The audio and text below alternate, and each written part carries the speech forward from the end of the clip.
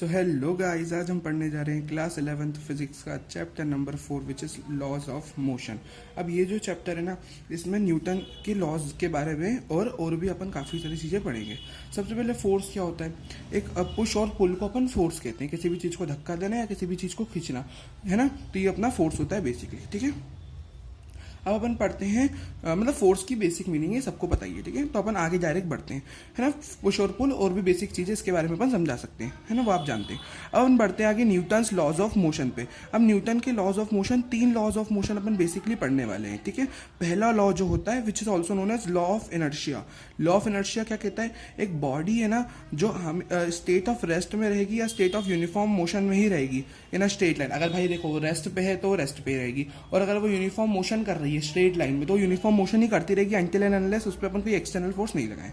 दूसरा लॉ अपना क्या कहता है, एक जो rate of change of momentum होता है किसी भी ऑब्जेक्ट का वो इक्वल होता है। ये दूसरा लॉ पढ़ रहे हैं, पहला हो गया, ठीक है। हाँ, इधर पहले लॉ में एक थोड़ी छोटी मोटी चीज अपन और बोल सकती है। इनर्शिया ना डायरेक्टली प्रोपोर्शनल होती है मास के, जैसे जिस ऑब्जेक्ट का मास जितना ज्यादा होगा ना वो इनर्शिया की प्रॉपर्टी इतनी ज्यादा शो करेगी। इसका एग्जाम्पल अपन ट्रक कह सकते हैं। अब ट्रक को मूव करना उतना ही टफ है क्योंकि उसका मास ज्यादा है तो उसमें इनर्शिया ज्यादा रहती है ना। अब इनर्शिया भी 3 तरह की होती है, inertia of rest, inertia of motion, inertia of direction. Inertia of rest तो वही रहेगा, जैसे ट्रक है तो वो रेस्ट पे ही है तो वो उसका इनर्शिया है, इनर्शिया ऑफ रेस्ट है वो ट्रक का। अब इनर्शिया ऑफ मोशन क्या हो सकती है भाई, फॉर एग्जाम्पल जैसे कोई एकदम से बस है, बस एकदम से रुकी हुई थी, ठीक है। अब बस एकदम से मोशन में आना चालू होगी, है ना। तो अभी अभी सब उसके अंदर जो पैसेंजर थे वो सब रेस्ट पे थे, है ना, जब बस रुकी हुई थी। फिर एकदम से जब सब मोशन में आएंगे तो एकदम से जैसे बस चलती है तो सब पीछे हो जाते हैं एकदम से, है ना। जब बस एकदम से चलती है तो वो क्या रहती है, सबकी बॉडी इनर्शिया पे थी, है ना। जब बस रुकी थी तो फिर एकदम से सब पीछे हो जाते हैं तो वो क्या होती है, इनर्शिया ऑफ मोशन, है ना, है ना। और हाँ, इनर्शिया ऑफ रेस्ट अपन ये कह सकते हैं, नहीं इनर्शिया ऑफ रेस्ट वो नहीं होगा, सॉरी, इनर्शिया ऑफ रेस्ट में मैंने मिस्टेक कर दी, वापस सुन लीजिए। इनर्शिया ऑफ रेस्ट वो रहती है जैसे अपन बस को एकदम से ब्रेक लगा दें तो सारे पैसेंजर नहीं होते आगे आ जाते हैं, तो वो रेस्ट पे थी उनकी बॉडी, वो बस के अंदर रेस्ट पे बैठे थे, वो एकदम से आगे आ जाते हैं तो इनर्शिया ऑफ रेस्ट होती है। फिर वो पहले रेस्ट में थे फिर वो आगे आ गए तो इनर्शिया ऑफ रेस्ट का एग्जांपल वो होता है। मोशन का मैंने बता दिया। डायरेक्शन जैसे नहीं होती, अपन कार को घुमाते हैं सर्कुलर टर्न में तो अपन लेफ्ट राइट में थोड़ा ऐसे हो जाते हैं, हिल जाते हैं थोड़ा, है ना, लेफ्ट की तरफ या राइट की तरफ, साइड में, है ना, जिस डायरेक्शन में गाड़ी घूमती है, तो वो तीनों इनर्शिया हो गए, ठीक है। वो मिस्टेक आप सुधार ले जाना, है ना, वो बता दिया मैंने, ओके। अब सेकंड लॉ की तरफ अपन बढ़ते हैं। अब देखो सेकंड लॉ अपना क्या कहता है, रेट ऑफ चेंज ऑफ जो मोमेंटम, सेकंड लॉ काफी इंपॉर्टेंट है, ठीक है। Rate of change of momentum जो होता है किसी भी चीज का रेट ऑफ चेंज यानी D P vector by D T, तो वो जो rate of change of momentum होता है ना किसी भी ऑब्जेक्ट का वो इक्वल होता है नेट एक्सटर्नल फोर्स के और and is in the direction of net force applied. अब मैं आपको उसकी इक्वेशन समझाता हूँ। इस लॉ में क्या कहते हैं कि एफ इंस्टेंटेनियस यानी एफ वेक्टर है ना वो बराबर होता है DP vector by D T, यानी फोर्स जो नेट एक्सटर्नल फोर्स होता है ना वो अपना बराबर होता है DP vector by D T के, जहाँ पे डी बाई डी टी और पी की वैल्यू मैं पुट कर देता हूँ एम वी वेक्टर, है ना। एम बाहर मैंने रख दिया, D V vector by D T A हो जाएगा। तो जब भी अपन F is equal to M A, F is equal to M A इस तरह आया, ठीक है, उस फॉर्मूला का डेरिवेशन। अब एक रॉकेट प्रोपल्शन वाले केसेस जो अपन वर्क पावर एनर्जी में पढ़ेंगे उसके लिए एक फोर्स का फॉर्मूला अपन लिखते हैं। अगर मान लो मैंने वी को कांस्टेंट मान लिया, अब दूसरे केस में अगर मान लो मैं वी को कांस्टेंट मान लूं, मैंने वी को बाहर रख दिया और D M by D T लिख दिया, तो ये दूसरा केस अपन ये भी बोल सकते हैं। और करके 2 बातें। और हाँ, मोमेंटम का मतलब होता है पी वेक्टर, उसको डिनोट करते हैं which is M V vector, mass into velocity vector. अब बढ़ते हैं थर्ड वाले की तरफ। This is also very important, जो एवरी एक्शन है ना, तीनों इंपॉर्टेंट है लॉ। तो to every action there is always an equal and opposite reaction. अब देखो थर्ड लॉ ऑफ न्यूटन का काफी रियल लाइफ में भी काफी यूज होता है। तो देखो चलो, एवरी एक्शन, कोई भी एक्शन होती है ना हमेशा उसकी इक्वल एंड अपोजिट एक रिएक्शन होती है। इक्वल अपन किस बेसिस पे कहते हैं, मैग्नीट्यूड पे, मतलब जो एक्शन होगी उसी के इक्वल मैग्नीट्यूड की एक अपोजिट रिएक्शन होगी और उसी के अपोजिट डायरेक्शन की एक रिएक्शन होगी, है ना। मैग्नीट्यूड दोनों का बराबर होगा, डायरेक्शन अपोजिट, तो वो रहता है। अब एक्शन रिएक्शन पेयर्स की कुछ कंडीशंस होती है, या तो भाई वो है ना ऐसा होना चाहिए वो दोनों पेयर अपने साइमल्टेनियसली होने चाहिए, एक्शन और रिएक्शन। ऐसा एक्शन आज कर दिया रिएक्शन परसों हो रहा है, ऐसा नहीं होता, दोनों साथ में होते हैं, है ना, अकर साइमल्टेनियसली। दोनों अपोजिट डायरेक्शंस में होते हैं, जो यहाँ पे लिखा है ना बहुत सारी ना अपोजिट डायरेक्शन, तो वो भी कंडीशन है। Act along the same line, ठीक है। एक्ट ऑन डिफरेंट ऑब्जेक्ट्स, हमेशा डिफरेंट ऑब्जेक्ट्स पे होने चाहिए ये 2, है ना। और equal magnitude and same nature के होने चाहिए, है ना। तो ये सारी इसकी कंडीशंस थी। अब पीसीएलएम, ये भी काफी इंपॉर्टेंट टॉपिक है। पीसीएलएम के काफी सारे अपन एप्लीकेशंस भी पढ़ेंगे, जैसे बॉम्ब एक्सप्लोजन केस हो गया, है ना, कोलिजन्स में भी काफी पीसीएलएम यूज होगा, तो वो सारी चीजें अपन पढ़ेंगे आगे। अभी पीसीएलएम का बेसिक मीनिंग क्या होता है, टोटल मोमेंटम किसी भी आइसोलेटेड सिस्टम का। आइसोलेटेड सिस्टम मतलब ऐसा सिस्टम जिसमें नेट एक्सटर्नल फोर्स 0 है ना। नेट एक्सटर्नल फोर्स जिस सिस्टम पे 0 होता है that is called an isolated system. तो उस पर नेट एक्सटर्नल फोर्स 0 हो तो वो अपना एक आइसोलेटेड सिस्टम। है ना, of interacting particles is conserve. तो नेट अपना जो नेट मोमेंटम है वो हमेशा कंजर्व रहता है, वही अपना पीसीएलएम यानी principle of conservation of linear momentum कहता है। ठीक है, अब एफ एक्सटर्नल नेट जो होता है वो जीरो के बराबर अगर अपन मान ले, यहाँ पे क्योंकि अपन ने बोला आइसोलेटेड सिस्टम है तो एफ नेट एक्सटर्नल जीरो होगा। अब इस कंडीशन से अपन मोमेंटम क्या निकाल सकते हैं, क्योंकि भाई वही लॉ है अपना मोमेंटम पे ही। तो फोर्स को मैंने सेकंड लॉ से डीपी वेक्टर बाई डी लिखा इज इक्वल टू जीरो। अब यहाँ पे इस इक्वेशन से अपने को क्या पता चल रहा है, किसी का भी डिफरेंशिएशन जीरो है तो मतलब P vector D by D T तो है ही नॉर्मल, पी वेक्टर जिसका डिफरेंशिएशन हो रहा है उसका आंसर जीरो आ रहा है, मतलब पी वेक्टर कांस्टेंट होगा, और कांस्टेंट होगा तो सिस्टम का इनिशियल और फाइनल मोमेंटम बराबर होगा। अब इस पीसीएलएम के अपने काफी इंपॉर्टेंट एप्लीकेशन देखते हैं विच इज रिकॉइल वेलोसिटी। अब रिकॉइल वेलोसिटी क्या होता है, अब कोई बंदूक में चला रहा हूँ, वो बंदूक की गोली आगे निकलेगी तो पीछे वो कुछ वेलोसिटी से बंदूक पीछे जाएगी, तो उस वेलोसिटी को भी अपन कंजर्वेशन ऑफ लीनियर मोमेंटम से पीसीएलएम से निकाल सकते हैं। कैसे निकालेंगे, P initial is equal to P final अगर मैं यहाँ लगा दूं, क्योंकि यही अपना पीसीएलएम होता है ना। अभी सिस्टम के लिए था, यहाँ मैंने देखो वर्ड भी लिखा है सिस्टम, तो पूरा सिस्टम यहाँ पे गन और बुलेट को मिला के एक सिस्टम बन रहा है यहाँ पे, ठीक है, क्योंकि गन के लिए पढ़ रहे हैं अपन, तो दोनों को मिला के एक सिस्टम होता है। ठीक है, अब इनिशियल मोमेंटम क्या होगा, इनिशियल मोमेंटम, अब मोमेंटम क्या होता है, मास इनटू वेलोसिटी होता है, मास इनटू वेलोसिटी होता है। तो टोटल मास अभी पूरा सिस्टम का लेंगे which is mass of gun और मास ऑफ बुलेट, और मास ऑफ बुलेट दोनों का अपन सम कर देंगे, गन का मास कैपिटल एम, बुलेट का स्मॉल एम।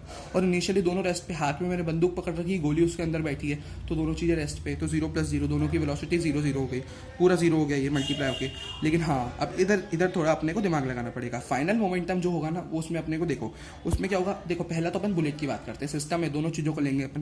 पहला बुलेट को लूँ, बुलेट का मास है स्मॉल एम, उसकी वेलोसिटी वी बी बोल दिया मैंने, प्लस अब फाइनल मोमेंटम क्या होगा उसका, मतलब गन का फाइनल मोमेंटम क्या होगा, उसका मास कैपिटल एम और उसकी वेलोसिटी रिकॉइल वेलोसिटी माइनस में होगी, क्योंकि गन अपनी रिकॉइल हो रही है, ठीक है, पीछे की डायरेक्शन में, तो गन की वेलोसिटी वी रिकॉइल होगी।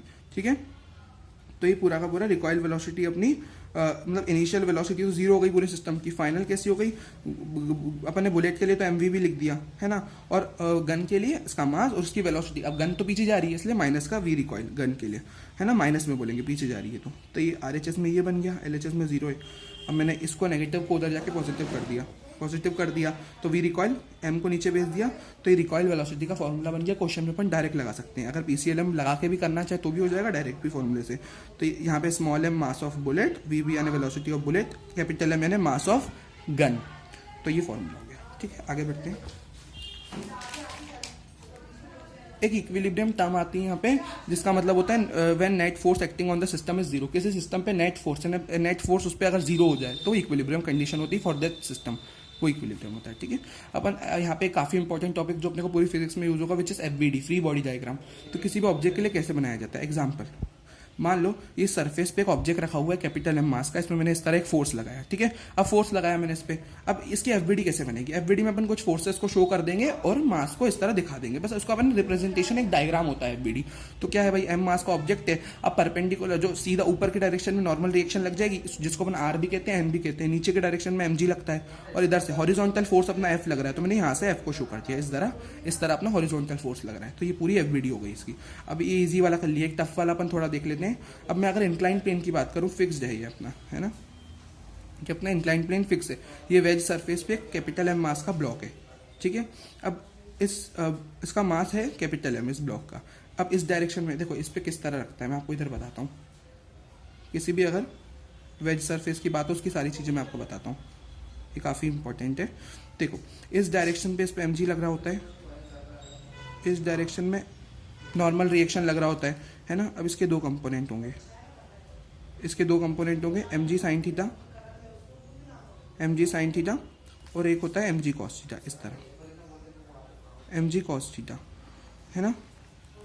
इसके दो कंपोनेंट इस तरह, हमेशा ये जो वेज के अलॉन्ग होता है ना वो साइन थीटा वाला कंपोनेंट होता है, और वेज के ये वाला जो परपेंडिकुलर होता है वो मतलब ये कॉस कंपोनेंट होता है। ठीक है, और यहाँ पे थीटा एंगल अपन ये वाला लेके चलते हैं, तो ये एम जी कॉस थीटा हो गया। ठीक है ना, ये नॉर्मल रिएक्शन, ये इसके कंपोनेंट कर दिए मैंने एम जी के, ये अपन ने पढ़ा था कंपोनेंट कैसे करते हैं। ठीक है, तो इस तरह होता है ना, तो नॉर्मल रिएक्शन इस तरह हो गई, और मैंने बताया इसका एम जी का एक कंपोनेंट कॉस थीटा इस डायरेक्शन में आता है नीचे, है ना, इस डायरेक्शन में देखो ऐसे नीचे आ रहा है एम जी कॉस थीटा, तो ऐसे नीचे मैंने यहाँ पे भी एम जी कॉस थीटा को शो कर दिया एफबीडी में, ये एफबीडी डायग्राम है। ठीक है, free body diagram, M G cos theta, और इधर नॉर्मल रिएक्शन ऐसे लग रही होती है, इधर एम जी कॉस थीटा आ रहा होता है। ठीक है, अब नीचे के डायरेक्शन में एम जी फोर्स लग रहा होता है, और M G sine theta parallel to the wedge surface जो होती है ये रहा, ये देखो यहाँ पे अपन ने ऐसे बनाया था जो एम जी साइन थीटा ये रहा, है ना।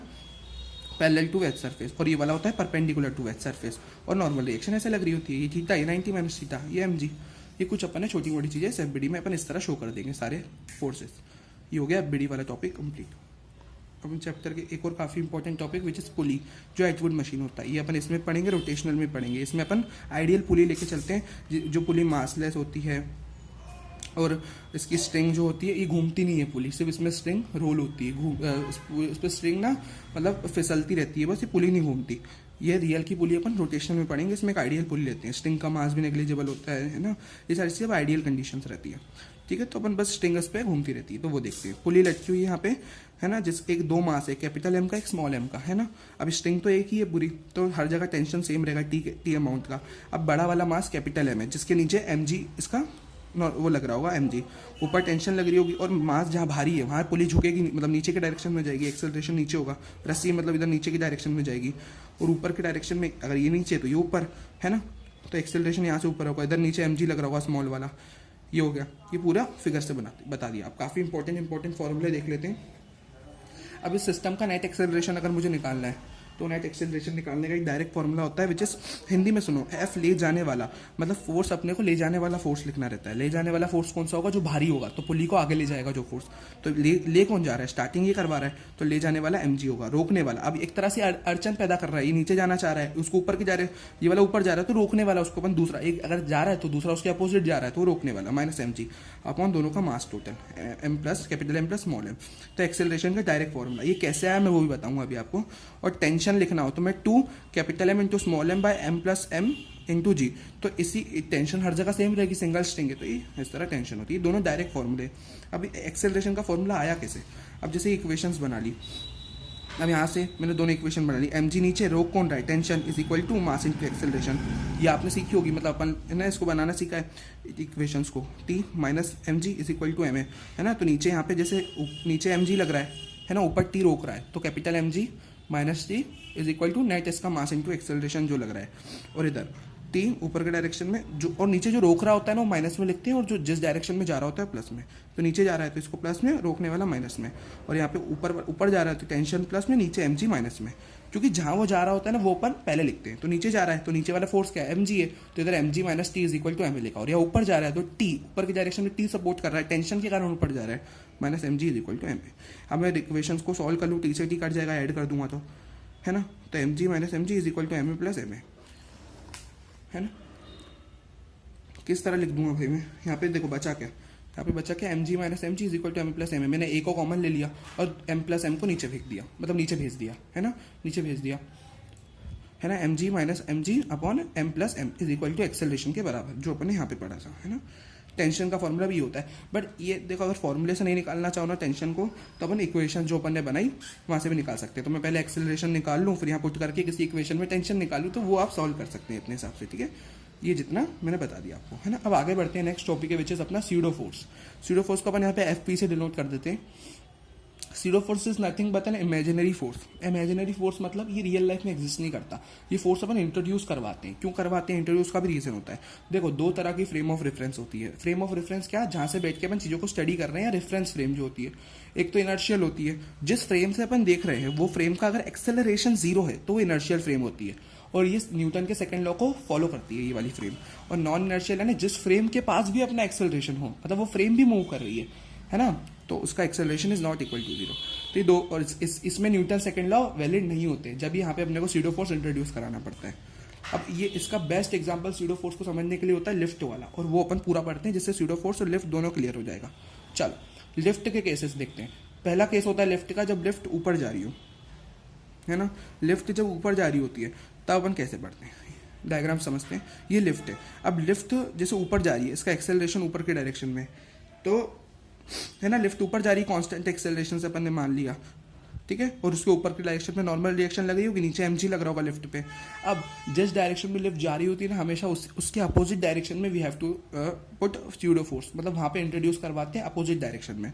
तो लिफ्ट ऊपर जा रही है तो अपोजिट डायरेक्शन में एफ पी, यानी स्यूडो फोर्स अपन अपोजिट डायरेक्शन में लिखेंगे, लिफ्ट ऊपर अपोजिट स्यूडो फोर्स नीचे। तो यहाँ पे इक्वेशन कैसे बन गई, नॉर्मल रिएक्शन, देखो ये नॉर्मल रिएक्शन है, ऊपर की डायरेक्शन में बराबर हो जाएगी, नीचे दो फोर्स एक साथ लग रहे हैं, तो ये दोनों एक दूसरे को बैलेंस करेंगे। तो n is equal to mg plus F P अपन लिख सकते हैं, है ना। इक्वेशन बनाने की मेथड होती है, अपन इसको इस तरह लिख सकते हैं, है ना। तो है ना N is equal to M G plus F P. या तो अपन रोकना ऐसा लिखना चाहे, जैसे मैंने ऊपर ना रोकता है जो है और जो ले जाता है, जैसे यहाँ पे ले जा कौन रहा है, नॉर्मल रिएक्शन, और इधर रोक कौन रहा है, ऐसे भी बोल सकते हो। अगर मैं समझाने अब आपको समझाने के लिए एक मेथड और यूज़ करता हूँ। अब एन अपने को ऊपर लग रहा है, नीचे एम जी रोक कौन रहा है, एक तो ये एम जी रोक रहा है और एक और नीचे एफ पी रोक रहा है, इज इक्वल टू, बट इसको रहने दो, इससे नहीं आएगा, इससे नहीं आएगा। आप ऐसे समझो, देखो नेट अपन यहाँ पे इक्विलिब्रियम वर्टिकल डायरेक्शन में इक्विलिब्रियम मान के चलते हैं, यहाँ से नहीं आएगा, ठीक है, इसको छोड़ दो। इक्विलिब्रियम अगर मैं वर्टिकल डायरेक्शन में इक्विलिब्रियम लेके चलूँ तो नॉर्मल रिएक्शन रहेगी, और इक्विलिब्रियम ले रहा हूँ तो सारे फोर्सेस बराबर हो जाएंगे। एफ नेट फोर्स अपन एफ वी यानी वर्टिकल डायरेक्शन में नेट फोर्स 0 मान के चलते हैं अपन, तो एन बराबर हो जाएगा M G plus F P के, है ना। तो एन बराबर एम जी और एफ पी यानी स्यूडो फोर्स को अपन एम ए लिख सकते हैं, क्या लिख सकते हैं, मास इंटू एक्सेलरेशन, है ना। तो एम कॉमन लेके जी प्लस ए, तो ये नॉर्मल रिएक्शन का फॉर्मूला हो गया जब लिफ्ट ऊपर जा रही हो। तो यहाँ पे कोई अगर अपना वजन तोड़ रहा है लिफ्ट के अंदर, तो उसकी जो नॉर्मल रिएक्शन की रीडिंग है वो इस फॉर्मूले से निकलेगी, अगर कोई वेट कर रहा होगा लिफ्ट के अंदर। बट ये तो वेट का फॉर्मूला है ना, लेकिन हमको ओरिजिनल मास निकालना है। मास और वेट अलग अलग होता है, पता है अपने को, मास निकालना है। तो नॉर्मल रिएक्शन की रीडिंग को अगर मैं जी से डिवाइड कर दूँ तो मास मिल जाएगा, ठीक है। सिमिलरली डाउनवर्ड्स के लिए मैं इधर वर्टिकल इक्विलिब्रियम, फिर से यहाँ पे आपको एक कंडीशन याद रखनी, we have to apply vertical equilibrium. Vertical direction में इक्विलिब्रियम लेके चलेंगे, अपना फॉर्मूला आ जाएगा। और N is equal to N plus F P, ऊपर की डायरेक्शन की दोनों sum is equal to M G, दोनों बराबर हो जाएंगे। Vertical equilibrium is equal to, है ना, ये एम जी हो जाएगा ये पूरा। अब मैंने क्या करा, एम जी बराबर एन की जगह नॉर्मल रिएक्शन की जगह मैं क्या लिख सकता हूँ, नॉर्मल रिएक्शन को। अब देखो मैंने कैसे करा, N is equal to N plus F P is equal to M G. अब है ना M G minus M A, है ना। तो मैंने क्या करा, एम जी एफ पी को मैंने लिख दिया माइनस का एम ए, और ये एन है, ठीक है, एम नहीं है, सॉरी, ये एन है, ठीक है। तो N is equal to M G कौन, ये वाला जो ऑलरेडी था यहाँ पे, और एम ए यानी एफ पी स्यूडो फोर्स, उधर जाके माइनस का हो गया, एम कॉमन ले लिया, जी माइनस ए अपना आ गया, फॉर जब लिफ्ट नीचे जा रही हो। यहाँ पे भी एम का फॉर्मूला तो सेम ही रहेगा मास निकालने का, एन बाई जी, ठीक है। जहाँ पे अपना एन तो वेट होता है, मास निकालने का फॉर्मूला अलग हो जाएगा, है ना, जो मैंने बताया एन बाई जी, ठीक है। ये दो केसेस हो गए। एक अलग से केस तीसरा ये भी हो सकता है कि अगर मान लो लिफ्ट मैकेनिज्म फेल हो जाता है, मान लो अगर लिफ्ट नीचे फ्री फॉल करती है, अगर अपने एक कंडीशन लगा ली कि मान लो अगर कभी लिफ्ट फॉल हो रही है, मतलब एक कंडीशन ऐसे ले लिफ्ट का फ्री फॉल अगर होता है कभी, तो तब क्या होता है, रीडिंग ऑन द स्केल 0 दिखती है। क्यों, जब लिफ्ट फ्री फॉल कर रही होती है, क्यों, क्योंकि उस समय पे अपन जी इफेक्टिव लिखते हैं जी माइनस ए करके, उस समय क्योंकि लिफ्ट नीचे जा रही है ना, लिफ्ट नीचे जा रही है, तो अपन उसका जी इफेक्टिव लिखने का मेथड रहता है जी माइनस ए। अब वो जी माइनस ए अगर मैं जी इफेक्टिव लिखूं तो और ए भी यहाँ पे अपना जी है, क्यों, क्योंकि लिफ्ट तो कर रही है फ्री फॉल, तो दूसरा वाला एक्सेलरेशन भी जी होगा, क्योंकि लिफ्ट का खुद का तो कोई एक्सेलरेशन नहीं, वो जी के कारण नीचे कर रही है, तो जी माइनस जी करके 0 मीटर पर सेकेंड स्क्वायर अपना आंसर हो जाएगा जी इफेक्टिव, है ना। अब एन इज इक्वल टू मैं कैसे लिख सकता हूँ, एम इंटू जी इफेक्टिव, तो N is equal to mass into G effective 0 हो गया, तो नॉर्मल रिएक्शन पूरी 0 हो गई। क्यों, क्योंकि जी इफेक्टिव 0, जी इफेक्टिव लिखने का बस इतना आप समझो कि इस केस पे जी इफेक्टिव अपन जी माइनस ए लिखते हैं, और अगर मैं जी माइनस ए लिख रहा हूँ और ऐसा भी समझो ना दोनों एक्सेलरेशन बराबर ही हैं, तो उसका नेट एक्सेलरेशन तो 0 ही हो रहा है ना, माइनस कर दूंगा तो 0 न्यूटन, और अगर ये है तो एम जी, क्योंकि नॉर्मल रिएक्शन अपना फोर्स होता है एम जी, तो एम जी इफेक्टिव 0, तो ये 0 हो जाएगा, मास हो जाएगा एन बाई जी, तो पूरा 0 हो जाएगा मास, तो रीडिंग ऑन द स्केल सब 0 हो जाता है, ठीक है। आगे बढ़ते हैं, फ्रिक्शन वाला टॉपिक देखते हैं। फ्रिक्शन एक काफ़ी बड़ा टॉपिक है इस चैप्टर का, वो पढ़ते हैं। फ्रिक्शन होता क्या है, it is force between two surfaces, ये एक अपोजिंग फोर्स होता है बिटवीन टू सर्फेसेस, जो अपोज करता है मोशन को बिटवीन देम, है ना। 3 तरह के फ्रिक्शन अपन पढ़ने वाले हैं। पहला होता है स्टैटिक फ्रिक्शन। स्टैटिक फ्रिक्शन एक सेल्फ एडजस्टिंग फ्रिक्शन होता है, बोथ मैग्नीट्यूड एंड डायरेक्शन में खुद को एडजस्ट कर सकता है। अभी मैं डेफिनेशन हिंदी में एक्सप्लेन करता हूँ, फिर अपन एक चार्ट से उसको पूरे तीनों को प्रैक्टिकली समझेंगे, ठीक है। अब दूसरा टाइप ऑफ फ्रिक्शन होता है which is kinetic friction. Kinetic friction क्या होता है अपना, काइनेटिक फ्रिक्शन को देख लेते हैं कि भाई it is the friction between two surfaces having relative motion between them. अगर दो सर्फेसेस के बीच में रिलेटिव मोशन हो रहा है, मतलब दो सर्फेसेस ऑलरेडी मूव कर रही है, फिर भी उनके बीच में फ्रिक्शन तो लगता ही, भाई फ्रिक्शन तो रहता ही है, तो उस दौरान जो फ्रिक्शन लग रहा होता है ना, when they are in relative motion, उस दौरान का फ्रिक्शन अपना काइनेटिक फ्रिक्शन होता है ना, when they are in relative motion, जब उनका बीच में रिलेटिव मोशन हो रहा होता है। तीसरा होता है लिमिटिंग फ्रिक्शन। लिमिटिंग फ्रिक्शन कुछ नहीं होता, एक अपनी वो होती है कि कितना उसकी वो है, लिमिट है भाई, कितना फ्रिक्शन झेल सकता है वो। तो if the applied external force exceeds the value of limiting friction then the slipping relative motion just starts, है ना।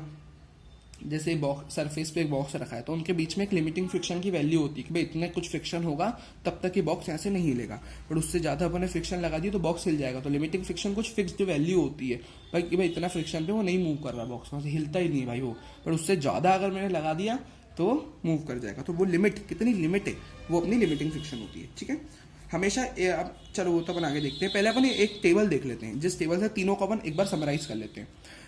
इधर F external, friction, nature of friction, motion होगा कि नहीं बॉक्स का, है ना। अब मान लो लेट कर लिया, मुझे मान लो गिवन है कि लिमिटिंग फ्रिक्शन कोई सरफेस और ब्लॉक के बीच का 10 न्यूटन है ना। तो भाई वो 10 न्यूटन तक रोक सकते हैं, मतलब 10 न्यूटन तक मैं फोर्स लगाऊंगा तो ब्लॉक हिलेगा ही नहीं भाई, वो हिलेगा ही नहीं। 10 न्यूटन तक तो मतलब हटा ही दो, वो नहीं हिलेगा।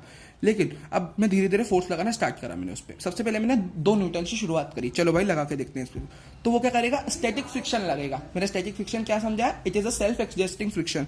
तो स्टैटिक फ्रिक्शन खुद को एडजस्ट करता है। सबसे पहले 2 न्यूटन अपन ने लगाया तो सेल्फ जो स्टैटिक फ्रिक्शन है वो भी 2 न्यूटन दे देगा। तो एक स्टैटिक फ्रिक्शन, स्टैटिक यानी वो बॉक्स मूव नहीं करेगा, सब चीजें स्टैटिक ही रहेगी वहां पे, लेकिन हाँ वो खुद 2 न्यूटन प्रोवाइड होगा अपने को वहां से फ्रिक्शन की तरफ से। तो मोशन तो नहीं होगा क्योंकि अभी तो भाई 10 न्यूटन तक की लिमिट है, मैंने 2 ही लगाया है तो मोशन नहीं होगा। 4 न्यूटन लगा दिया तो सेल्फ एडजस्टिंग है अपना स्टैटिक, तो फिर से 4 न्यूटन वो भी दे देगा, वो बदलता रहा है खुद की वैल्यू क्योंकि सेल्फ एडजस्टिंग है। तो फिर से स्टैटिक होगा, हिलेगा तो नहीं बॉक्स, नो मोशन। 8 न्यूटन, इधर से भी 8 न्यूटन, ठीक है। तो ये 8 न्यूटन 8 न्यूटन, अभी भी वो सेल्फ एडजस्टिंग है तो वो नहीं होगा मूव। अभी तक वो सेल्फ एडजस्ट कर रहा है खुद को 8 न्यूटन तक और बॉक्स मूव नहीं हो रहा। 10 न्यूटन अपन ने उसकी वैल्यू 10 न्यूटन की है ना, 10 न्यूटन उसकी लिमिट है और अपन ने 10 न्यूटन जितना फिर से लगा दिया तो क्या होगा, लिमिटिंग फ्रिक्शन टच हो गया। लेकिन हाँ अभी भी 10 न्यूटन तो है उसकी वैल्यू, तो वो अभी भी रोक लेगा क्योंकि 10 न्यूटन तक तो है उसकी लिमिट। 10 से ज़्यादा होगा तो वो नहीं झेल पाएगा, ठीक है। तो 10 तक तो वो अभी भी झेल लेगा, तो अभी भी मोशन नहीं होगा, लिमिटिंग फ्रिक्शन आ गया। अब क्या होगा, अब मैं उससे ज़्यादा लगा दूंगा तो उसका मोशन स्टार्ट हो जाएगा। अब मैंने 12 न्यूटन लगा दिया, 2 न्यूटन एक्स्ट्रा लगा दिया तो 10 न्यूटन, तो अब वो एडजस्ट नहीं कर पाएगा खुद को, अब उसकी वैल्यू खत्म, 10 न्यूटन ही रहेगा, अब तो उससे नहीं बढ़ पाएगा। अब क्या होगा, रिलेटिव मोशन स्टार्ट हो चुका है लेकिन फ्रिक्शन तो अभी भी देगा वो उसका मैक्सिमम, क्योंकि अपन फोर्स तो बहुत ज़्यादा लगा रहे हैं 12 न्यूटन, तो अपन बहुत ज़्यादा लगा रहे हैं तो वो भी जितना मैक्सिमम उसकी ताकत है वो पूरा लगा देगा 10 न्यूटन। लेकिन हाँ रिलेटिव मोशन तो हो रहा होगा, उस दौरान भी एक फ्रिक्शन लग रहा होगा 10 न्यूटन का, वो काइनेटिक फ्रिक्शन जो मैंने बताया। यहाँ पे मूविंग हो रही है जब भी तो काइनेटिक फ्रिक्शन है, काइनेटिक यानी मूविंग के दौरान। 20 न्यूटन, ये फिर भी 10 न्यूटन लगा पाएगा, फिर भी काइनेटिक। 100 न्यूटन दे दिया फिर भी 10 ही न्यूटन लगा पाएगा, उसकी वैल्यू इतनी है, उसकी लिमिट इतनी है। तो नेचर ऑफ फ्रिक्शन यहाँ पे भी काइनेटिक करेगा और मोशन होगा, ठीक है ना। तो मोशन अभी भी होगा, ठीक है। तो ये सारी चीज़ें हो गया और अपने को लिमिटिंग फ्रिक्शन तो 10 दिया हुआ था। अब 2 फॉर्मूले होते हैं, काइनेटिक फ्रिक्शन का फॉर्मूला होता है म्यू के इंटू एन, ठीक है। म्यू के इंटू एन अपन काइनेटिक फ्रिक्शन को लिख सकते हैं म्यू के इंटू एन। म्यू क्या होता है, कोफिशिएंट ऑफ फ्रिक्शन, तो यहाँ पे के है तो कोफिशिएंट ऑफ काइनेटिक फ्रिक्शन। और एफ मैक्स या लिमिटिंग फ्रिक्शन लिखना होता है mu S into N. Mu S यहाँ पे स्टैटिक फ्रिक्शन का कोफिशिएंट ऑफ स्टैटिक फ्रिक्शन होता है, ठीक है। अब ये मैंने फॉर्मूले बता दिए। अब आगे बढ़ते हैं, कोफिशिएंट ऑफ फ्रिक्शनल फोर्स, वो अपना अगला टॉपिक रहेगा। अच्छा यहाँ से हटा दो, वो अगला टॉपिक है, ठीक है। अब यहाँ पे ग्राफ पढ़ लेते हैं, ग्राफ फ्रिक्शन से रिलेटेड एक ग्राफ है अपना, फ्रिक्शन से रिलेटेड अपन एक ग्राफ देख लेते हैं, है ना। एक यहाँ पे वाई एक्सिस पे फ्रिक्शन है, एफ एक्सिस पे एफ एक्सटर्नल है, ठीक है। ओके अब एफ एक्सटर्नल मान लो मैं लगा रहा हूँ, है ना। अब मैं एफ एक्सटर्नल लगा रहा हूँ, मैंने लगाया। अब जब तक उसकी लिमिट होगी, यहाँ पे देखना वाई एक्सिस पे देखना, है ना। तो यहाँ पे वाई एक्सिस पे अपन ने यहाँ पे उसकी लिमिट है, यहाँ पे लिमिट है एफ लिमिटिंग। तो यहाँ तक तो स्टैटिक फ्रिक्शन चलता रहेगा। क्यों स्टैटिक फ्रिक्शन चलता रहेगा, क्योंकि यहाँ से तो अपन ने स्टार्ट किया है और यहाँ तक वो स्टैटिक फ्रिक्शन चलता रहेगा। तो अपन भी लगाते जा रहे हैं, एफ एक्सटर्नल बढ़ता जा रहा है और इधर से जो फ्रिक्शन फोर्स है वो भी बढ़ता जा रहा है। क्यों, क्योंकि जब तक उसकी लिमिट है तब तक तो वो बढ़ाता रहेगा। देख रहे हो ना, 2 से 4 8 तक 10 तक वो लेके आ रहा है स्टैटिक। तो अपना फोर्स भी अपन बढ़ा रहे हैं और वहां से वो भी बढ़ा रहा है, ठीक है। जब तक वो एडजस्ट कर पाता है, जब तक उसकी लिमिट टच नहीं होती, तो बढ़ाता जा रहा है। और मैंने स्ट्रेट लाइन क्यों लिखी, क्योंकि जब जितना ये होगा उसी पॉइंट पे उतना ही वो होगा। देखो ना, 2 न्यूटन 4 4 8 8 सेम। तो एक स्ट्रेट लाइन कांस्टेंट को शो कर रही है। तो जब ये जो होगा ना उसी समय पे, तो मतलब दोनों बराबर होंगे। तो एक स्ट्रेट लाइन मैंने स्टैटिक से शो कर दी, क्योंकि जितना अपन लगाएंगे उतना ही वो लगाएगा, ठीक है। तो मान लो इस समय पे अपन ने लगाया 4 न्यूटन, तो वो भी यहाँ से 4 ही देगा, तो ये ऐसे बराबर होगा, है ना। तो एक स्ट्रेट लाइन अपनी शो होगी वहाँ पे। यहाँ से 2 तो इसका भी 2, फिर यहाँ से 4 तो इसका भी 4 होगा। यहाँ पे 8 तो इसका यहाँ पे 8, तो एक स्ट्रेट लाइन बनती जाएगी, ठीक है। काइनेटिक फ्रिक्शन यहाँ पे, अब यहाँ पे कुछ समय बाद ये तो लिमिटिंग को टच कर गया, मान लो यहाँ पे अपना एफ लिमिटिंग हो गया, या बोल लो स्टैटिक फ्रिक्शन मैक्स वो टच कर गया म्यू एस एन जितना, अब तो क्या हो गया, अब वो नहीं कर पाएगा भाई कुछ, अब तो कुछ कर नहीं पाएगा। अब काइनेटिक फ्रिक्शन चालू हो जाएगा लगना, क्योंकि मोशन स्टार्ट हो गया, देख डिप देखने को मिलेगा और काइनेटिक फ्रिक्शन अपना चालू हो जाएगा। ठीक है, तो ज़्यादा डीप में अपन डिप के बारे में नहीं पढ़ेंगे कि रैपिड रिवीजन है तो, बट हाँ लेकिन एक डिप देखने को मिलता है और काइनेटिक फ्रिक्शन फिर चालू हो जाता है, जो भी अपना ऐसे इस तरह शो होता है ग्राफ पे। तो ये ग्राफ हो गया, आगे बढ़ते हैं, आगे बढ़ते हैं। अब देखो मैक्सिमम केसेस में ना म्यू के और म्यू एस तो बराबर होते हैं 99% केसेस में, तो वो म्यू के बराबर होते हैं, मैक्सिमम केसेस में दोनों बराबर होते हैं। ठीक है, दोनों बराबर होंगे, तो अगर ये दोनों कोफिशिएंट बराबर है तो मैक्सिमम केसेस में लिमिटिंग और काइनेटिक फ्रिक्शन 99% बराबर होते हैं। और मैंने ये बताया ना लिमिटिंग फ्रिक्शन एक फिक्स्ड वैल्यू होती है, तो वो लिखा है ना। अब कोफिशिएंट ऑफ फ्रिक्शन की अपन कुछ वो देखते हैं, क्या देखते हैं इसके बारे में, कुछ इसकी बातें जानते हैं, इसकी कुछ कैरेक्टरिस्टिक्स होती है, प्रॉपर्टीज होती है। तो वो क्या होती है, यहाँ पे म्यू के का मतलब है coefficient of kinetic friction, mu S का मतलब है कोफिशिएंट ऑफ स्टैटिक फ्रिक्शन। ठीक है, प्रॉपर्टीज देखते हैं म्यू की। देखो पहली बात तो म्यू जो होता है ना वो डिपेंड करता है अपना nature of both surfaces in contact, दोनों सर्फेसेस जो कांटेक्ट पे है ना उनके नेचर पे डिपेंड करता है, depends nature on off both surface in contact. भाई फ्रिक्शन है, फ्रिक्शन तो नेचर पे डिपेंड करेगा ही करेगा, भाई कितना रफ है सरफेस, है ना। Does not depend on the area of surface in contact, कितना एरिया दोनों जुड़े हुए हैं, दोनों कितने एरिया से, उस पर डिपेंड नहीं करता। Independent of the relative speed of the surfaces in contact, तो इसके भी वो इंडिपेंडेंट होता है रिलेटिव स्पीड के। ठीक है, तो ये हो गया। ठीक है,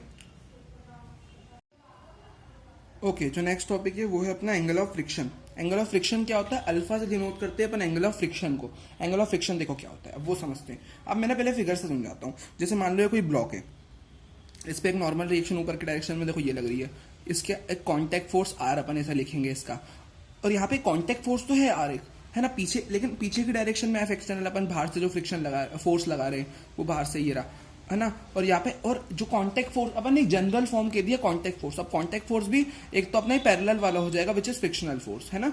तो ये होता है ना। तो ये रहेगा अपना यहाँ पे, और आर परपेंडिकुलर वाला कांटेक्ट ये बराबर होगा आर परपेंडिकुलर के। मैं एक जनरल मैंने एक कांटेक्ट फोर्स के दिया जिसके दो अपन ने पार्ट ले ली, परपेंडिकुलर वाला कंपोनेंट हो जाएगा नॉर्मल रिएक्शन और पैरेलल वाला फ्रिक्शनल फोर्स हो जाएगा। ठीक है, तो ये दो चीजें। और अल्फा किसके बीच का एंगल है, नॉर्मल रिएक्शन और कांटेक्ट फोर्स का, तो इन दोनों के बीच के एंगल को बोलते हैं एंगल ऑफ फ्रिक्शन। ये बात हो गई, इसका मीनिंग हो गया। अब देखो इसका अपन इसका फॉर्मूला बनाते हैं। अब छोटा सा डेरिवेशन है, देखो ये मान लो एक तरह का ट्रायंगल बन रहा है, इसको तो मैं ज्वाइन कर दूं, है ना। ये अल्फा एंगल है यहाँ पे। अब जैसे ये अपना वर्टिकल में तो नॉर्मल रिएक्शन लग रही है, ठीक है। इस तरह जो आड़ी लाइन है वो कांटेक्ट फोर्स की है आर की, और जो ऊपर वाली सीधी लाइन है वो फ्रिक्शन को डिनोट कर रही है। अब यहाँ पे कंफ्यूजन आता है क्यों, क्योंकि नीचे तो फ्रिक्शन लग रहा होगा, नीचे फ्रिक्शन लग रहा है, तो अब मैं उसकी वो दिखा रहा हूँ सिमेट्री, देखूँ यहाँ पे सिमेट्री, तो अपन कह सकते हैं भाई नीचे फ्रिक्शन, तो मैंने ट्रायंगल को उल्टा करके बना लिया, एक तरह से ऐसा समझो ना, मैंने ट्रायंगल को उल्टा करके बना लिया, तो वो ऊपर दिख रहा है, बट है वो फ्रिक्शन तो नीचे ही लगेगा वो तो, बट मैंने उसको उल्टा करके बना दिया तो ऊपर दिख रहा है। ठीक है, तो सिमेट्री है वो तो, है ना। F is equal to mu into N, ठीक है। तो tan alpha is equal to mu N into N हो जाएगा, which is equal to mu, N से एन कटेगा, म्यू के बराबर हो जाएगा, tan alpha is equal to mu. ठीक है, क्योंकि टेन अल्फा होता है टेन होता है परपेंडिकुलर अपॉन बेस, अल्फा के सामने वाला होता है परपेंडिकुलर होता है एंगल के सामने वाला, तो म्यू एन हो जाएगा अपॉन बेस जो हो जाएगा वो हो जाएगा नॉर्मल रिएक्शन, है ना, क्योंकि एंगल के साथ वाला बेस होता है, तो म्यू एन अपॉन एन से एन कटा, tan alpha is equal to mu, alpha हो जाएगा टेन इनवर्स ऑफ म्यू, तो ये हो जाएगा एंगल ऑफ फ्रिक्शन। ठीक है,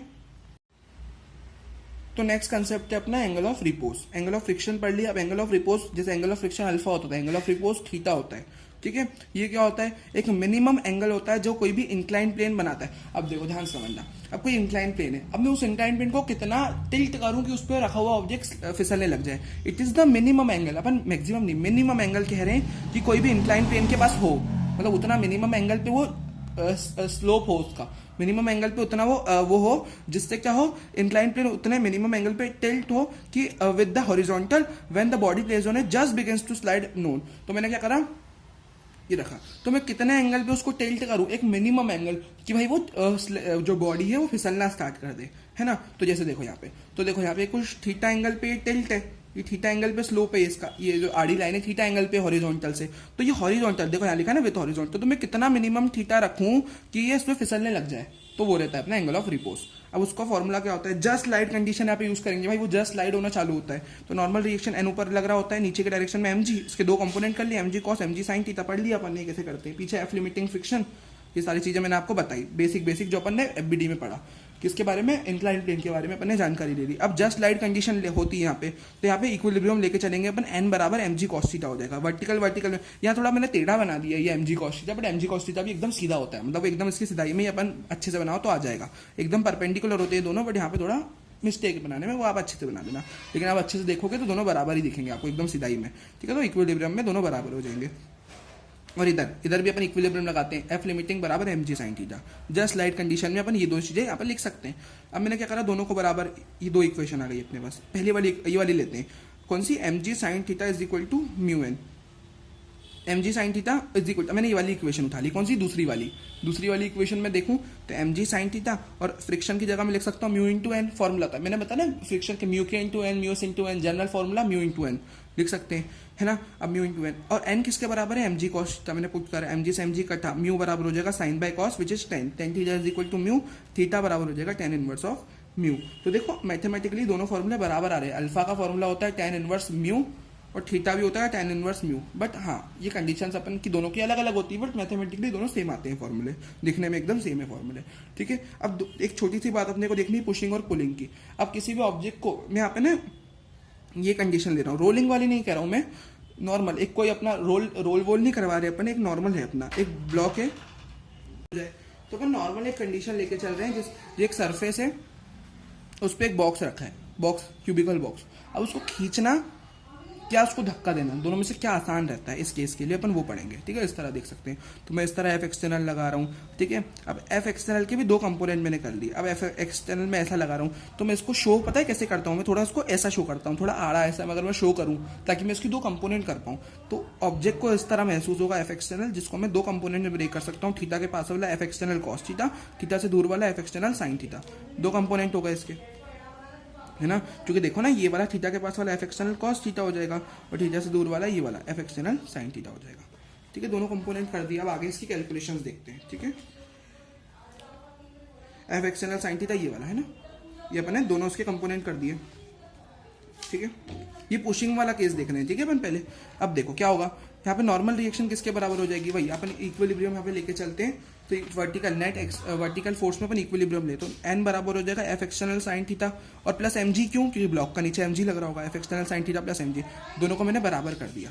अब अगर मैं दोनों को बराबर कर दूं, अगर दोनों बराबर हो जाएंगे तो यहाँ पे फ्रिक्शन कैसे निकलेगा, फ्रिक्शन निकालने का तरीका, अब यहाँ पे फ्रिक्शन क्या होता है, म्यू इंटू एन होता है, म्यू इंटू एन। अब म्यू मैंने एज इट इज रखा, एन की वैल्यू जो मैंने इतनी बड़ी सी निकाली F external sine theta plus mg वो रख दूंगा, तो मैंने एफ यहाँ पे जो मैक्सिमम फ्रिक्शन लगेगा ब्लॉक को पुश करने के लिए वो अपन ने लिख दिया, ठीक है। ये हो गया, जहाँ पे फ्रिक्शन ज़्यादा है, देखो ध्यान से कोई दो चीज़ें प्लस हो रही है और मल्टीप्लाई भी हो रहा है, तो अब पुलिंग के केस में ही ज़्यादा है, देखो पुलिंग में ऐसा मैं क्यों कह रहा हूँ, यहाँ पे अब यहाँ पे मैं धक्का दे रहा हूँ मैं यहाँ से फिर एफ एक्सटर्नल लगाऊंगा, अब ऑब्जेक्ट को यहाँ पीछे पहले अलग तरीके से हो रहा था, पहले जब मैं धक्का दे रहा था तो ऑब्जेक्ट को अलग तरीके से हो रहा था महसूस, एफ एक्सटर्नल मतलब वहाँ पे जो अपन शो कर रहे थे वो अलग तरीके से कर रहे थे, अब यहाँ पे आगे की तरफ अपन एफ एक्सटर्नल इसे दिखाएंगे और इसका थीटा के पास वाला एफ एक्सटर्नल कॉस और दूर वाला एफ एक्सटर्नल साइन, और यहाँ पे नीचे जैसे mg प्लस कर देते हैं, अभी ऊपर की डायरेक्शन में तो n प्लस करेंगे नॉर्मल रिएक्शन, नीचे mg पीछे फ्रिक्शन लग रहा होगा, अब यहाँ पे F external sine theta plus n बराबर mg हो जाएगा, वही वर्टिकल इक्विलिब्रियम लगा दिया, n बराबर mg minus F external sine theta. अब म्यू एन की जगह मैं यहाँ पे जो मैक्सिमम फ्रिक्शन होगा वो क्या हो जाएगा, अब उसके लिए भी म्यू एन लगाऊंगा, एन की value mg minus F external sine theta अगर मैं लगा दूं, F external sine theta mg minus F external sine theta लिख दूं, अब वहाँ पे क्या हो रहा है mg plus F external sine theta, यहाँ पे दोनों चीज़ें प्लस हो रही थी, यहाँ पे mg minus F external sine theta, ये ऑब्वियसली कम होगा, तो यहाँ पे इसलिए कहते हैं यहाँ पे फ्रिक्शन कम है। अब जहाँ फ्रिक्शन कम तो वो काम को करना आसान है ना, तो यहाँ पे अब फ्रिक्शन यहाँ पे कम है, फ्रिक्शन कम यानी पुश, यहाँ पे पुश करना मतलब जो फ्रिक्शन है पुश का फ्रिक्शन ज़्यादा हो रहा है, पुश के लिए फ्रिक्शन ज़्यादा हो रहा है और पुल के लिए फ्रिक्शन कम हो रहा है ना, पुलिंग के लिए फ्रिक्शन कम है तो फ्रिक्शन कम, तो therefore it is easier to pull an object in comparison to push it, तो पुल करना आसान होता है पुश से, ठीक है। तो पुश का क्योंकि फ्रिक्शन ज़्यादा है तो पुल करना ज़्यादा आसान होता है क्योंकि पुल का फ्रिक्शन कम है, तो अपन लिख सकते हैं अपन, है ना, अपने हिसाब से अब इंग्लिश में, है ना। अब लास्ट चैप्टर का जो लास्ट टॉपिक है which is circular dynamics. Circular dynamics में क्या होगा, अपन कुछ केसेस देखेंगे, बिल्कुल यहाँ पे डेरिवेशंस नहीं है क्योंकि इनकी डेरिवेशन कॉम्प्लेक्स है थोड़ी, और यहाँ पे रैपिड रिवीजन है। तो कारण मैं आपको फॉर्मूला और कंसेप्ट बता देता हूँ। देखो सर्कुलर डायनामिक्स में मान लो मैं पहला केस लेता हूँ, कोई भी कार को मैं सर्कुलर टर्न करवा रहा हूँ। अब सर्कुलर टर्न करवाऊंगा तो तब उसकी कुछ ना कुछ सेफ वेलोसिटी होती होगी। भाई सर्कुलर टर्न है गाड़ी, तो उसमें चांसेस भी रहते हैं गाड़ी के स्किड वगैरह होने की, बट एक सेफ वेलोसिटी हमेशा रहती है कि भाई उसके हिसाब से अपन चलेंगे तो अपना काम बढ़िया से अपन वहाँ पे जा पाएंगे वहाँ पे। अब सर्कुलर टर्न के केस में अपना जो वी सेफ होता है ना, मतलब वी जो रहता है वो लिखते हैं, इसकी रेंज रहती है ग्रेटर स्मॉलर देन और equal to under root mu R G. मतलब अगर म्यू आर जी से कम हुआ तो भी ठीक है, म्यू आर जी इतना बराबर हो गया अपनी कार की वेलोसिटी तो भी ठीक है, तो गाड़ी को कुछ नहीं होगा, स्किड वगैरह कुछ नहीं। अगर इससे ज्यादा हो गया तो कार अपनी बाहर की तरफ स्किड हो जाएगी, तो दिक्कत हो जाएगी, इससे ज्यादा नहीं करना अपने को, ठीक है। अब दूसरा केस है बेंडिंग ऑफ बाइसाइकिल, है ना। बेंडिंग ऑफ बाइसाइकिल में अपन ये दूसरा अपना सर्कुलर डायनामिक्स का वो है पार्ट, ठीक है। इसके लिए वी सेफ अपन कैसे लिखते हैं, वी सेफ देखो यहाँ पे आपको दिख रही होगी, which is under root R G tan alpha, ठीक है। तो इसका फॉर्मूला ये होता है, सिर्फ फॉर्मूला अपन डिस्कस कर रहे हैं ना। एक डेथ वेल का कंसेप्ट भी आता है जिसके लिए वी सेफ अपन लिखते हैं ग्रेटर देन और equal to under root G R by mu. अब अगर दूसरा केस अपन बैंकिंग ऑफ रोड्स का ले ले, अब बैंकिंग ऑफ रोड्स देखो इसका मीनिंग समझते हैं, कंसेप्ट समझते हैं क्या है। देखो अब हमेशा सर्कुलर टर्न नॉर्मल रोड्स तो नहीं होते, अगर बड़े बड़े हाईवे देखें तो हल्के से एंगल पे बैंड होते हैं, मतलब कुछ एंगल पे वो रोड ना रहते, झुके हुए रहते हैं, या कुछ बैंड देखने को मिलता है रोड्स पे। यहाँ पे क्या रहता है, अब इसके भी दो केस देखते हैं, है ना। अगर फ्रिक्शन मान लो कम कर दिया अपन ने, मतलब यहाँ पे फ्रिक्शन नहीं है मान लो, पहला केस अपन बैंकिंग ऑफ रोड्स को ले लेते हैं जिसमें फ्रिक्शन नहीं है, तो वहां पे वेलोसिटी सेफ क्या लिखी जाएगी, under root R G tan theta. यहाँ पे सेफ वेलोसिटी ये लिखी जाएगी, अगर वी से ज्यादा हुई, मतलब वी सेफ से वी ज्यादा हुआ तो स्किड आउटवर्ड्स हो जाएगा, और मतलब वी सेफ से अपना वी कम हुआ, मतलब देखो वी ज्यादा हुआ वी सेफ से अपनी वेलोसिटी तो आउटवर्ड स्किड होगी, और सेफ से कम हुई तो इनवर्ट स्किड होगी। तो अपने को एक बीच का मतलब वेलोसिटी लेके चलनी है, वरना दोनों में स्किड हो जाती है गाड़ी, है ना। अब अगर मान लो मैं ओरिजिनल, देखो ये तो वर्चुअल है कि फ्रिक्शन नहीं है, ऑब्वियसली रियल लाइफ में तो ऐसा नहीं पॉसिबल है, ठीक है। अब वो मतलब अब अपन क्या करते हैं, फ्रिक्शन को ले लेते हैं, अगर फ्रिक्शन प्रेजेंस है वहां पे तो तब क्या होगा वो देखते हैं। और बैंकिंग ऑफ रोड्स में जो वो रहता है, अब उसका पहला केस अपन ने पढ़ लिया जब फ्रिक्शन नहीं होता, बिल्कुल ही नहीं है फ्रिक्शन, तो वो एक वर्चुअल केस देख लिया। अब रियलिटी में जब फ्रिक्शन होता है ना, काफी कॉम्प्लेक्स फॉर्मूलेस के रहते हैं, तो मैक्सिमम सेफ वेलोसिटी उस केस में क्या रहती है ना, वो रहती है under root R G tan theta plus mu अपन one minus mu tan theta. और वी मिनिमम सेफ क्या रहती है, under root R G tan theta minus mu अपन one plus mu tan theta. Again यहाँ पे डेरिवेशंस नहीं है ड्यू टू रैपिड रिवीजन। अब ये तो दो हो गई, मैक्सिमम इतनी रख सकते हो, मिनिमम इतनी रख सकते हो आप वेलोसिटी, ठीक है। लेकिन यहाँ पे अपने को एक रेंज बना के चलनी पड़ती है। वी सेफ जो होती है ना, वो ना तो ये रहती है ना तो ये रहती है, अपने को दोनों के बीच में रखनी पड़ती है। तो अपने को मिनिमम सेफ से ज्यादा या उसके बराबर रखनी पड़ेगी, और मैक्सिमम सेफ से कम या उसके बराबर रखनी पड़ेगी, वो अपनी कंसीडर होगी सेफ वेलोसिटी, ठीक है। बाकी डेथ वेल का भी मैंने आपको बता दिया कि वी सेफ होता है greater than equal to under root G R by mu. Death well यानी मौत का कुआं जो अपन देखते हैं ना वो। अब छोटा सा टॉपिक बीच का अपना रह गया विच इज इम्पल्स। इम्पल्स काफी इंपॉर्टेंट टॉपिक है, और एफटी ग्राफ का एरिया अपने को इम्पल्स देता है ना। एरिया अंडर एफटी ग्राफ अपने को इम्पल्स देता है, जहां पे मैं आई कंसीडर कर रहा हूँ, इम्पल्स को मैं आई से डिनोट कर रहा हूँ, तो area under FT graph impulse देता है। और इम्पल्स को मैं अगर बहुत इजी लैंग्वेज में आपको समझाऊं, it is nothing but change in momentum, और rate of change of momentum force होता है, और चेंज ऑफ मोमेंटम अपना इम्पल्स होता है, क्योंकि rate of change of momentum DP vector by D अपन ने पढ़ा सेकंड लॉ ऑफ मोशन में, तो वो फ्रिक्शन फोर्स रहता है। Rate of change of momentum, rate क्या होता है अपॉन टाइम, और ग्रेडियंट यानी अपॉन लेंथ, लेकिन रेट ऑफ चेंज यानी टाइम के रिस्पेक्ट में अपना फोर्स हो जाता है। जब rate of change of momentum करते हैं विद रिस्पेक्ट टू टाइम तो फोर्स, और अपन इम्पल्स सिर्फ चेंज ऑफ मोमेंटम बोल रहे हैं, टाइम वाइम नहीं बोल रहे, सिर्फ चेंज ऑफ मोमेंटम, वो इम्पल्स हो जाता है ना।